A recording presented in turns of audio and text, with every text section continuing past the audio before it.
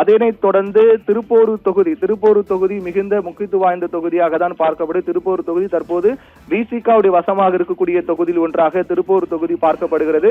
திருப்போரூர் தொகுதியில் எஸ் பாலாஜி சட்டமன்ற உறுப்பினராக விசிகாவை சேர்ந்த எஸ் பாலாஜி சட்டமன்ற உறுப்பினராக திருப்பூர் தொகுதியில் இருக்கின்றார். அவர் அங்கு மீண்டும் அவருக்கு அங்கு போட்டியிட வாய்ப்பு மறுக்கப்பட்ட சூழ்நிலையில் பாமக சார்பாக திருப்பூர் தொகுதியில் பாலு களம் காண்கின்றார். பாலு வழக்கறிஞர் பாலு தொடர்ந்து அனைவருக்கும் பரிச்சயமான ஒரு முகம் பாலு. தொடர்ந்து அவர் பாமகவுடைய சட்ட சிக்கல்களை நீதிமன்றத்தில் கொண்டு சென்று சட்ட சிக்கல்களை தீர்க்கக்கூடிய பொறுப்பில் அவர் மிக முக்கிய கட்சி ரீதியாக பங்காற்றி வரக்கூடியவராக இருக்கின்ற வழக்கறிஞர் பாலு திருப்பூர் தொகுதியில் அவர் ஒதுக்கப்பட்டிருக்கிறது. கடந்த முறை திருப்பூர் தொகுதியிலும் நேரடியாக விசிக பாமக மோதியது. ஆனால் அந்த மோதலில் விசிக வெற்றி பெற்றது. விசிகாவை சேர்ந்த எஸ் பாலாஜி கடந்த முறை 2021 சட்டமன்ற தேர்தலில் திருப்பூர் தொகுதியில் வெற்றி பெற்று சட்டமன்ற உறுப்பினராக இருக்கக்கூடிய சூழ்நிலையில் மீண்டும் எஸ் பாலாஜிக்கு அங்கு வாய்ப்பு வழங்கப்படும் என எதிர்பார்க்கப்பட்டது. ஆனால் மாறாக எஸ் பாலாஜிக்கு அங்கு வாய்ப்பு வழங்கப்படவில்லை.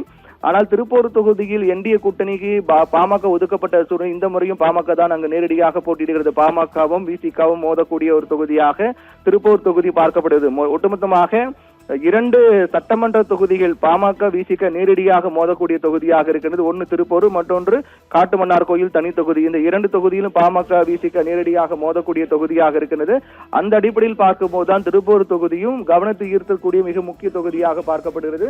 திருப்பூர் தொகுதியில் கே பாலு போட்டியிடுகிறார்.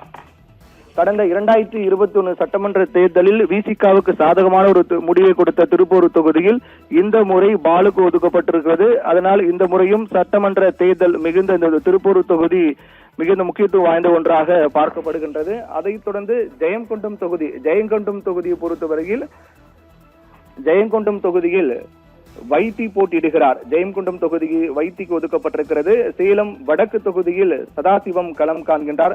விக்கிரவாண்டி தொகுதியில் சிவக்குமார் போட்டியிடுகின்றார். அதே போன்று சோளிங்கர் தொகுதியில் சரவணன் போட்டியிடுகின்றார். மயிலாடுதுறை தொகுதியில் பழனிசாமி போட்டியிடுகின்றார். உத்தரமேரு தொகுதியில் மகேஷ்குமார் போட்டியிடுகிறார். மாவட்ட செயலாளர் மகேஷ்குமார் உத்தரமேரு தொகுதியில் போட்டியிடுகிறார். ரிஷிவந்தியம் தொகுதியில் செழியன் போட்டியிடுகிறார். காட்டுமன்னார் கோயில் தனி தொகுதியாக இருக்கின்றது. அங்கு பாமக வேட்பாளராக அன்பு சோழன் களம் காண்கின்றார். இதில்தான் ஏற்கனவே நாம் கூறியது போல திருப்பூர் தொகுதியை பொறுத்தவரையிலும் கிட்டத்தட்ட 1947 வாக்கு வித்தியாசத்தில் அங்கு ஏற்கனவே திருக்கச்சிறு ஆறுமுகம் களம் காண்ட சூழ்நிலையில் அங்கு அவர் தோல்வி 2ஆம் இடம் பெற்றார். அங்கு 2021 சட்டமன்ற தேர்தலில் திருப்பூர் தொகுதியில் போட்டியிட்ட விசிக வேட்பாளர் எஸ் பாலாஜி 93,954 வாக்குகள் பெற்றார்.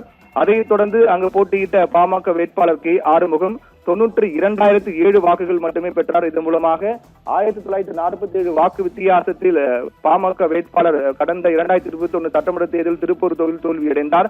இதன் மூலமாக விசிகாவுக்கு ஆதரவு அதிகமாக இருக்கக்கூடிய தொகுதியாக திருப்பூர் தொகுதி பார்க்கப்பட்டாலும் கூட 2021 வெறும் 1940 வாக்கு வித்தியாசம் என்று குறைந்த வாக்கு வித்தியாசமாக தான் பார்க்கப்படுகிறது. அதனால் இந்த முறை திருப்பூர் தொகுதி ஒரு கடுமையான போட்டி இருக்கும் என்று எதிர்பார்க்கப்படுகிறது. அதைத் தொடர்ந்து நாம் திரையில் பார்த்துக் கொண்டிருக்கும் பெரம்பூர் தொகுதியும் மிகுந்த முக்கியத்துவம் வாய்ந்த நட்சத்திர அந்தஸ்து பெற்ற தொகுதியாக மாறி இருக்கின்றது. காரணம், புதிய வரவாக இருக்கக்கூடிய தமிழக வெற்றி கழகத்தின் தலைவர் விஜய் பெரம்பூர் தொகுதியில் போட்டியிடுகின்றார். 2 தொகுதியில் விஜய் போட்டியிடுகிறார். அதில் ஒரு தொகுதியாக தான் பெரம்பூர் தொகுதி உள்ளது. அந்த பெரம்பூர் தொகுதியில் விஜய் போட்டியிடக்கூடிய சூழ்நிலையில் அவரை எதிர்த்து பாமக சார்பாக பொருளாளர் திலகபாமா போட்டியிடுகிறார்.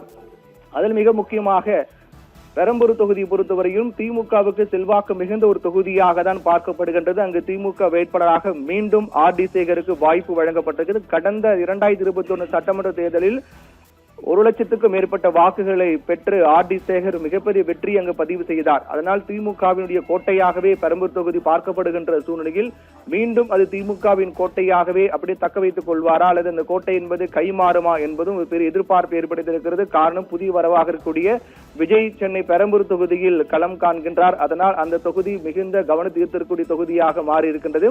விஜய் அங்கு தாவேக சார்பாக போட்டியிடக்கூடிய சூழ்நிலையில் திமுக சார்பாக ஆர்.டி. சேகர் போட்டியிடுகிறார். அதைத் தொடர்ந்து பாமக வேட்பாளர் அதிகாரப்பூர்வமாக அறிவிக்கப்பட்டிருக்கிற சூழ்நிலையில் ஏற்கனவே உத்தேசப்பட்டியல் வெளியாகும் போது நாம் தெரிவித்திருந்தோம், பெரம்பூர் தொகுதியில் பாமக சார்பாக திலகபாமா போட்டியிடத்தான் வாய்ப்பு அதிகமாக இருப்பதாக நாம் தெரிவித்திருந்தோம். அதைத் தொடர்ந்தே தற்போது பெரம்பூர் தொகுதியில் திலகபாமா போட்டியிடுகிறார் என்று அதிகாரப்பூர்வமாக பாமக தரப்பில் அறிவிக்கப்பட்டிருக்கிறது. நாம் தமிழர் சார்பாக ஏற்கனவே வேட்பாளர் அங்கு அறிவிக்கப்பட்டார். வெற்றி தமிழன் போட்டியிடுகிறார். நாம் தமிழர் கட்சியின் சார்பாக வெற்றி தமிழன் பெரம்பூர் தொகுதியில் போட்டியிடுகிறார். இப்படியாக பெரம்பூர் தொகுதி மிகுந்த முக்கியத்துவம் வாய்ந்த ஒரு தொகுதியாக தான் பார்க்கப்படுகிறது. விருத்தாச்சலம் தொகுதியை பார்க்கின்றோம். விருத்தாச்சலம் தொகுதியில் அங்கு தேமுதிகவினுடைய பொதுச் செயலாளர் பிரேமலதா விஜயகாந்த் களம் காணக்கூடிய தொகுதி என்பதால் விருத்தாச்சலம் தொகுதியும் மிகுந்த முக்கியத்துவம் வாய்ந்த ஒரு தொகுதியாக பார்க்கப்படுகின்றது.